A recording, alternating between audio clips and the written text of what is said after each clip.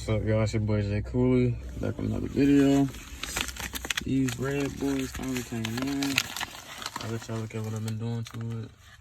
Just little red accents, since you know I couldn't have the red seats. I do got the Alcantara still, but I still want, you know, some red accents everywhere. But yeah, I got these paddle shifter extensions. Red. See, it look regular now with the carbon fiber. But I'm gonna just see how I look. And y'all can tell me what y'all think when I'm done. Alright, I'll be right back. Alright, y'all. It's the finished product.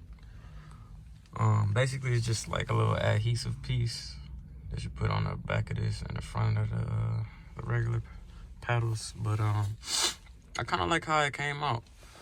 They give it a nice little offset of red, red touches everywhere.